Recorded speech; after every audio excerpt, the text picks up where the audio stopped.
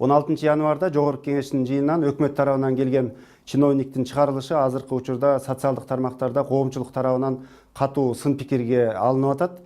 Сиздин жообуңуз кандай болот?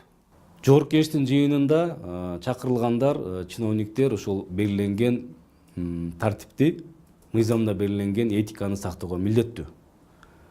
Экинчи, массалык маалымат каражаттарына мен кайрылып кетет элем. Жогорку Кеңештин жыйынынан кууп чыкты, выгнали деп жүрөт. Мындайча айтканда, бул мындай бурмаланган тема болуп жатат. Ал жерде видео баяндамасында да жүрөт. Мен Жогорку Кеңештин комитеттин чечимине ылайык ошол отурган чиновник тизмеде жок экен деген белгилеп, жыйындан сиздин бара беришиңизди суранам деген маселе менен кайрылдым. Ошонго ылайык ал чиновник залдан чыгып кетти. Бирок мамлекеттик кызматкер ошол өзүнүн түшүндүрмөсүндө айтпадыбы? Менин жетекчимдин ордуна мындай күтүүсүз жерден келип калдым деп түшүндүрмө берди да. Ошондой учурда, мисалы, сиз өзүңүздүн вице-спикерлик кызматыңыздан ашыкча пайдаланып жиберген жоксузбу? Жөн гана эскертүү берип коюу жетиштүү болбойт беле? Мүмкүн. Төрагалык кылуучу Жогорку Кеңештин депутаттарынан кандайдыр бир сын пикир түшкөндө, тигил же бул баяндамачыга, бул жерде Токтор Алмазбек Сатыевичтин тарабынан конкреттүү сын пикир түшүп атат баяндамачыга. Ошонго ылайык төрагалык кылуучу же мен сөзсүз анга маани беришим зарыл.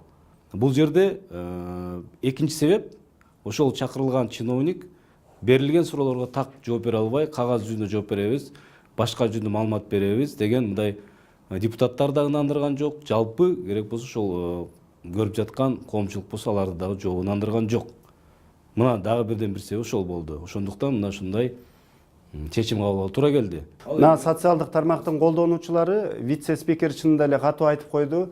Өзүнүн мындай атасы менен тең адамга орой формада жыйындан чыгарып жиберди деген пикирлерди айтып атышат да. Сиз ал адамдан улуу киши катары кечирим сурайсызбы? Биринчиден, мамлекеттик кызматта улуу киши деген болбойт. Экинчиден, бул өкмөт менен парламент ортосунда дагы конкреттүү маселе боюнча бул жерде талкууланат. Бул жерде биз сый көрүп кетиңиз же башка маселеге кирип кетиңиз деген чакыруу болбойт. Экинчиси айткан боюнча, бул кечиримдүүлүк улуу касиет. Кечиримдүүлүктөн же бир кандай бир өзүр суроодон адам кичирип кетпейт, же башка болуп кетпейт. Ошондуктан эгерде ошол инсандын жеке аброюна, же үй бүлөсүнө, же кандайдыр бир коомчулукка кандай бир катуу тийип кеткен болсо, мен ушул мүмкүнчүлүктү пайдаланып өзүр сурап кетемин.